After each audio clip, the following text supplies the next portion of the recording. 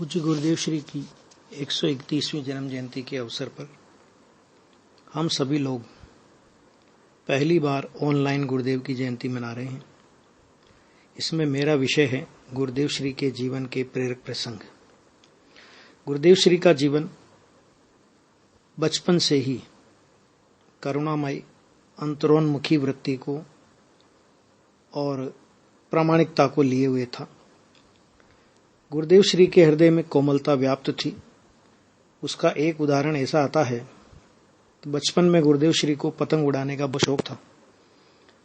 एक बार पतंग उड़ाते उड़ाते किसी एक बालक का पतंग गुरुदेव श्री के द्वारा कटा, जिससे बालक बहुत दुखी हुआ और रोने लगा। गुरुदेव ने उसी दिन से प्रतिज्ञा कर ली कि आज से जीवन भर में कभी पतंग नहीं उड़ाऊंगा। इसी प्रकार गुरुदेव श्री की प्रामाणिकता का एक प्रसंग है। गुरुदेव श्री जब व्यापार करते थे और माल लेने बंबई जाते थे तो उनके साथ में उनके भागीदार वगैरह होते थे। एक बार उन्होंने बंबई से माल लिया, लेकिन जितना वजन रेल में फ्री टिकट जाता है उससे ज्यादा का वजन था। तो उन्होंने अपने भागीदार से कहा कि भैया ये जितना माल एक्स्ट्रा है इसका लगेज बना के लाओ। तो उनके भागीदार ने कहा कि अपने को यहां से बैठना है और पालेज जाने के बाद तो अपना रेलवे मास्टर परिचित है, अपने को कौन पूछने वाला है।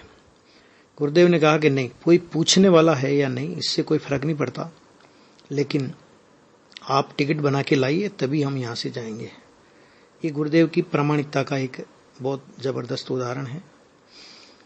इसी प्रकार गुरुदेव श्री जब नाटक देखते थे तो उनका जो बचपन में वैराग्य का उनको रंग था, नाटक में भी राग रंग के प्रसंगों में वो नहीं उलझते थे और उसमें से भी वैराग्य रस का सिंचन करते थे, जो उनके प्रवचनों में अपने को सुनने को मिलता है। इसी प्रकार गुरुदेव श्री कभी भी अन्याय के आगे नहीं झुकते थे, लेकिन करुणा उनके अंदर में बहुत ठसाठस भरी हुई थी। उसे हम इस बात से समझते हैं कि एक पुलिस वाले ने गुरुदेव श्री से दीपावली के समय पर बख्शीश लेने के लिए वो आया और गुरुदेव ने उसको 8 आने दिए। तो पुलिस वाले ने कहा कि नहीं, मैं 1 रुपया से कम नहीं लूंगा। गुरुदेव ने कहा कि भाई हमारा तुमसे कोई काम नहीं पड़ता है, हमारा कोई गलत व्यापार भी नहीं है, मैं तुमको 1 रुपया नहीं दे सकता। पुलिस वाला नाराज होकर चला गया और उसने गुरुदेव पर अफीम का झूठा केस दायर किया। उस समय बड़ोदरा की कोर्ट में वो केस चला। गुरुदेव की चेहरे की शांत सौम्यता को देखकर मजिस्ट्रेट ने कहा कि ये केस झूठा है, हो ही नहीं सकता।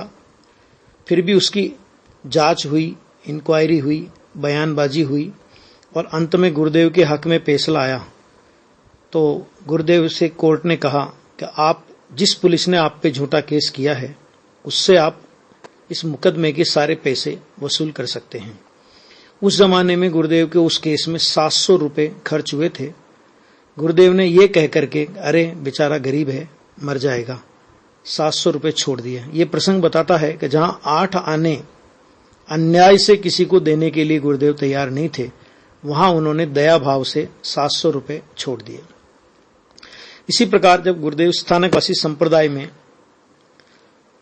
दीक्षित हुए तो उस जमाने में एक चर्चा उनके संघ के लोग करते थे, उनके गुरु भाई करते थे कि केवल ज्ञानी ने जितने भव देखे होंगे उसमें से एक भी भव कम नहीं हो सकता, चाहे जितनी कठोर तपस्या करो। गुरुदेव श्री नव दीक्षित थे तो 2 वर्ष तक तो उन्होंने ये बात सुनी, लेकिन उसके बाद उन्होंने ये कहा कि भाई 3 काल 3 लोक को जानने वाले सर्वज्ञ परमात्मा इस जगत में है, क्या आपको केवल ज्ञानी के उस केवल ज्ञान का स्वीकार है? अरे जिसके ज्ञान में केवल ज्ञानी के केवल ज्ञान का स्वीकार होता है, केवल ज्ञान के द्वारा देखी गई वस्तु व्यवस्था का स्वीकार होता है, उसके अनंत भव केवली परमात्मा ने देखे ही नहीं है। इस तरह जबकि कोई दिगंबर शास्त्र गुरुदेव श्री को मिला नहीं था, तब भी प्रवचन सार की 80 नंबर की गाथा का वो रहस्य गुरुदेव के अंतर में से सहज उद्घाटित हुआ था, जिसमें ये कहा गया है कि जो अरिहंत को द्रव्य रूप, गुण रूप और पर्याय रूप से जानता है वह अपनी आत्मा को जानता है, उसका मोह नाश को प्राप्त होता है। जिसका मोह नाश को प्राप्त होता है उसके भव होने का कोई सवाल ही नहीं। इसी प्रकार का एक और प्रसंग गुरुदेव के जीवन में बनता है। वो स्थानकवासी संप्रदाय में थे और स्थानकवासी संप्रदाय में चूंकि मूर्ति को नहीं माना जाता है, लेकिन गुरुदेव श्री से एक कोई सेठ था, दामोदर सेठ शायद उनका नाम था, तब वो ये बात कहते थे कि मिथ्या दृष्टि हो तब तक मूर्ति की पूजा होती है, सम्य दर्शन होने के बाद मूर्ति की पूजा की कोई आवश्यकता नहीं है। गुरुदेव श्री ने कहा कि भैया, प्रतिमा स्थापना निक्षेप है और स्थापना निक्षेप नए का भेद है और नए सम्यक शुद्ध ज्ञानी को होते हैं। इसलिए वास्तव में तो सम्यक दृष्टि को ही सच्ची जिनेंद्र भगवान की पूजा होती है, मूर्ति की पूजा होती है। इस तरह उस संप्रदाय में जहां की जिनेंद्र प्रतिमा का निषेध किया जाता था, वहां पर उस समय भी दिगंबर शास्त्र नहीं मिलने से पहले भी गुरुदेव श्री ने प्रतिमा की स्थापना का संबंध में अपना मंतव्य दिया और वो बहुत दृढ़ता के साथ ये बात कहते थे कि जिनेंद्र प्रतिमा जिनेंद्र भगवान के समान ही पूज्य है और उनका स्थापना निक्षेप है। ऐसे अनेक प्रसंग गुरुदेव के जीवन में वहां पर भी घटित हुए। गुरुदेव ने एक परंपरा चलाई। जब वो नाटक देखने जाते थे तो अकेले नाटक की दृश्य नहीं देखते थे, साथ में उनसे बोलते थे कि भाई आप क्या बोलते हो, हमें वो बात पता पड़ना चाहिए, इसलिए आपकी नाटक की पुस्तक भी आप हमें दो। तो 12 आने की टिकट हुआ करती थी, 12 आने की पुस्तक हुआ करती थी।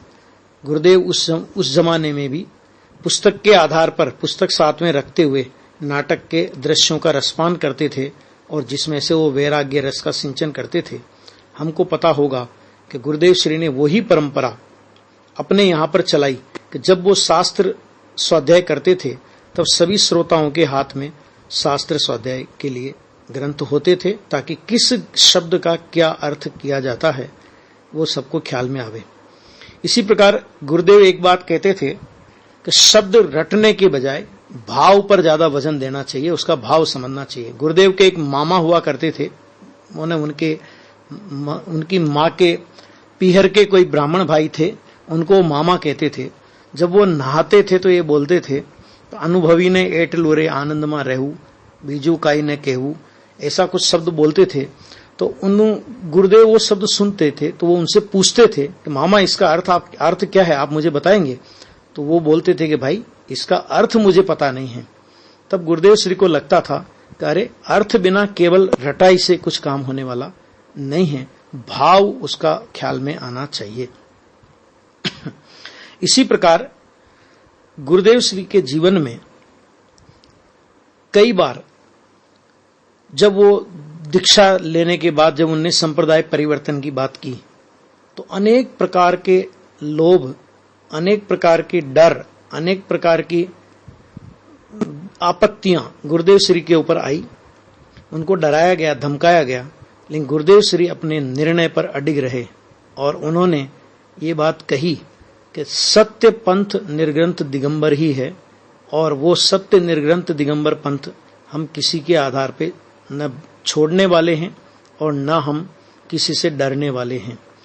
वो निडरता गुरुदेव श्री के जीवन में अपने को जीवन भर देखने को मिली कि उन्होंने जिस बात को कहा, प्रमाण के साथ कहा, सत्य को स्वीकार करने के बाद, और ये बात सत्य है, ये बात उनको अंदर से लगने के बाद वो किसी से डरे नहीं और निडर होकर के अपनी बात को रखते रहे। गुरुदेव श्री की सबसे बड़ी प्रामाणिकता यह है कि उन्होंने बिना प्रमाण के कुछ नहीं बोला और गुरुदेव श्री ने जो बोला वो सब प्रमाण सिद्ध बोला, प्रमाण के साथ बोला।